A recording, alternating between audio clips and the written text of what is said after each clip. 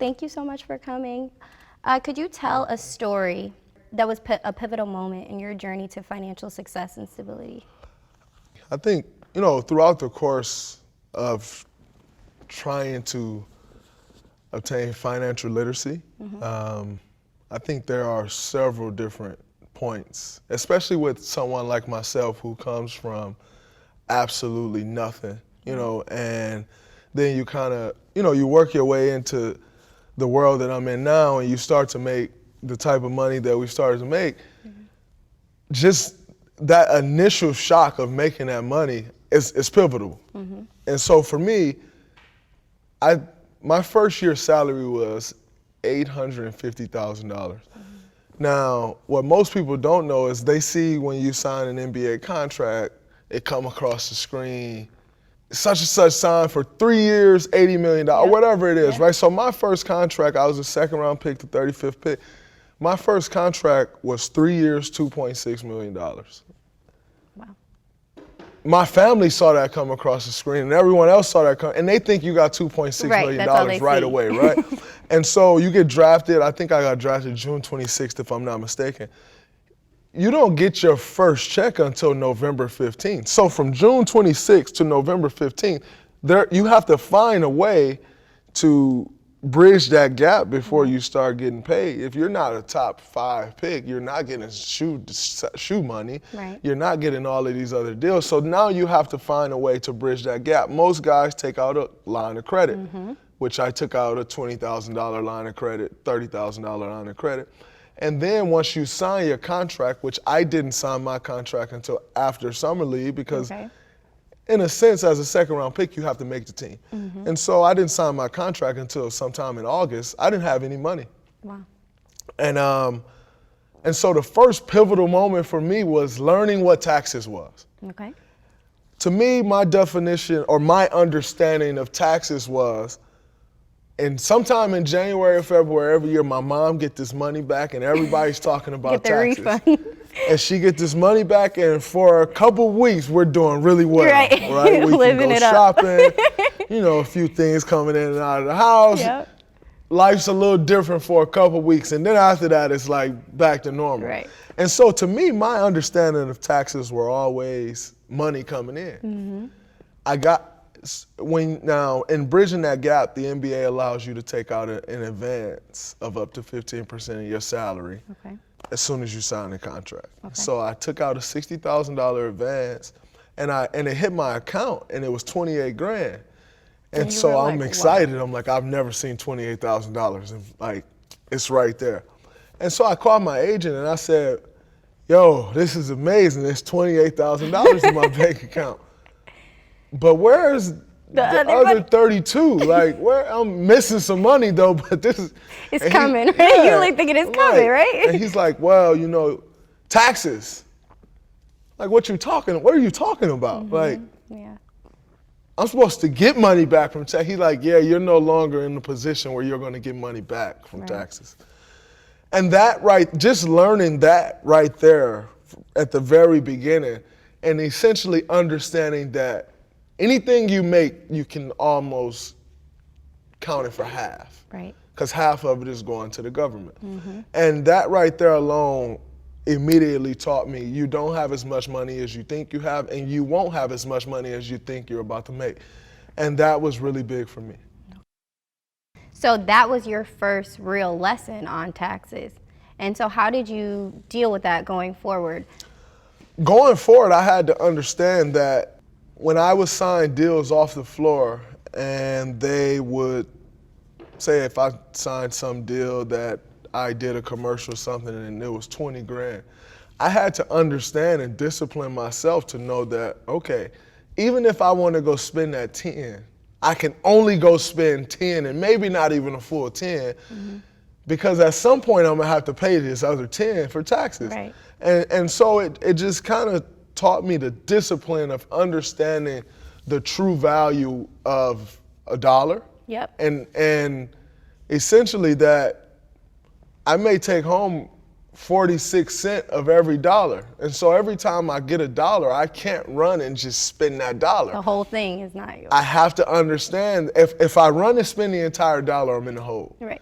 And so in understanding that if I wanted to spend some of the dollar and I wanted to save some of the dollar, then maybe I can spend 20 cents of that dollar and try to save the other half. But it really just taught me and gave me the discipline and understanding to know that every dollar you see is not a dollar that's yours. And knowing that there at some point there's a tax bill coming, and you have to be in a position to pay that tax bill. But also once you pay that tax bill, I don't want there to be anything left. So learning that discipline through those lessons. And so at what point, because that was a huge lesson for you, at what point did you set up a budget for yourself going forward? So for me personally, my rookie year, I did not hire any financial advisor. I didn't hire an accountant. I didn't hire anything for 2 reasons. And I wouldn't necessarily say I recommend this for anyone else, but I think it was great for me. When I my entire rookie year, I didn't hire anyone because I had never had money in my life. And so there was 2 things that I wanted to learn. Well, 2 things that I wanted to do. One was I didn't want anyone telling me I couldn't go spend my money. Don't tell me I need to budget this. Don't tell me I can't go buy this. I didn't want to hear that. I've worked this hard my entire life. I've never had anything. If I want to go buy something, I want to go buy it. And the second reason I didn't, because I wanted to learn how money worked. You know, I wanted to be able to take my lumps. If, maybe I did some things wrong, maybe I do some things right. I wanted to learn how money worked. And I made some mistakes. Now, granted, thank God it was $850,000. It wasn't enough for me to live the rest of my life anyway. But I made some mistakes, which were great for me. And so I kind of went by this motto that entire year. Once I got to the point where I had $10,000 in my bank, I said my account can never get under $10,000. And then once I got to 20,000, it can't get under 20. And I did it in increments of 10,000. I think every check I got was like, at that point was maybe like $7,600 every 2 weeks. And so you figure by the time I paid my rent, which was my rookie year was $3,000. By the time I did all of those things, sometimes it would dip a little bit under, and that meant I couldn't spend $1 the rest of the month. But now where the issue with that was, if I had $29,000, so if my one check took me to $29,000, you spend the whole 9. I was spending back down to 20, but I just can't get under 20. And so I did that because I wanted to understand how to pay bills. I wanted to understand if I wanted to send my mom some money, how to do all of these things, know where every dollar is going, and teach myself the value of money, but how money would truly work. And I made some mistakes in doing that, obviously with my theory and spending the whole 9 some months. But it was great for me, and it gave me a better understanding. I don't think, when you come from where we come from, you don't just learn you don't gain financial literacy in a year. So even after that year, I wasn't like the most financially literate person, but I had a better understanding, and that was the beginning of me starting to build.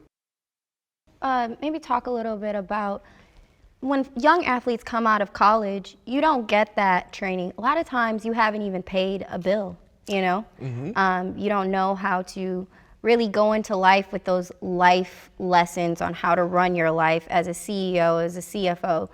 So how did you kind of, outside of just your rookie year, learning how to fund for your mom or fund for whatever, paying your own bills, was that like really difficult for you? And then when you came out of your rookie year with that spending budgeting model, like what did you learn? Like you said you made a lot of mistakes. What did you learn from those mistakes? And then what did you do going forward? Did you hire a financial team, whatever? Coming out of college, high school, they don't teach you these things. I think the only way you're taught these things is if you're a finance major in college, or if you're some type of major dealing with finances or business where you have to learn finance. Then you learn these things. But if what is that, 2% of the campus that's in finance, maybe? And so you realize that 98% of people are leaving that campus and don't have a clue Right. about finances. And most people are then go out and get a job or a paid internship and continue to go to school or all these things. But even if you go get a job right out of college, it's not near the amount of money you're going to make if you're just starting to build. Right. Well, for us, it's completely different. You go out, when we come out of college, for the next 15 years, it's probably, and that's if you're fortunate, one of the guys fortunate enough to have a long career, you're probably going to make the most money you ever made. Exactly. In those 15 years. And so it's kind of a different learning curve for us where, someone coming out of college, for the first 10 years of their career, you're really not even at a senior level position in a lot of cases. And so the amount of money that you make, like I said, for me, it wasn't the amount of money that could last me the rest of my life. Everyone is given that opportunity to build and learn.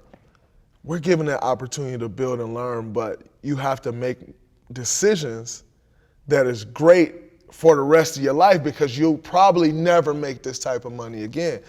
And I think that is one of the biggest problems with our education system is they want to teach me A squared plus B squared equals C squared. I'm still not sure what C squared is. And I haven't used that again in my life. Never.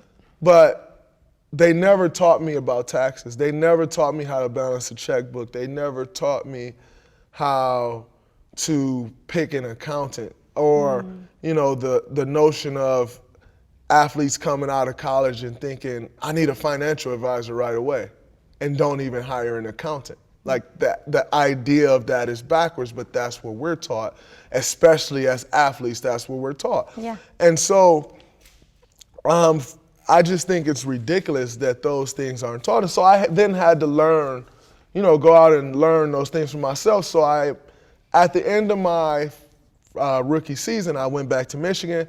And a close friend of mine, Danny Silman, a few years prior to that, he has started a company called Compass Management. And Compass did everything from, it was family office, bookkeeping, budget, insurance, tax planning, estate planning, bill pay, all of the things it was a family office business management type firm.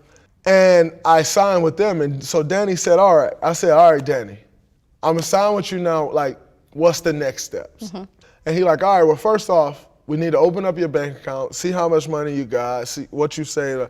And we opened my bank account, and I think I had 70 grand at the end of the year. He was like, yo, where'd all your money go? You thought you were doing something. I thought I was doing amazing. I'm just sitting there yo, what are you talking about? Yeah. You see this money right here, 70 grand. You see this 70? This is, okay. And so. He was like, you haven't done anything. We move forward, and he's like, all right, here's where we start. And we start to put a budget together. And for me, that was really the beginning of understanding how to actually budget, as opposed to my theory of never get under that 10,000, that 20. Yeah. That was the beginning of me learning how to budget. And I'm still currently to this day learning how to budget. I don't think that's something that you ever truly master, and it's something that you should always be working at.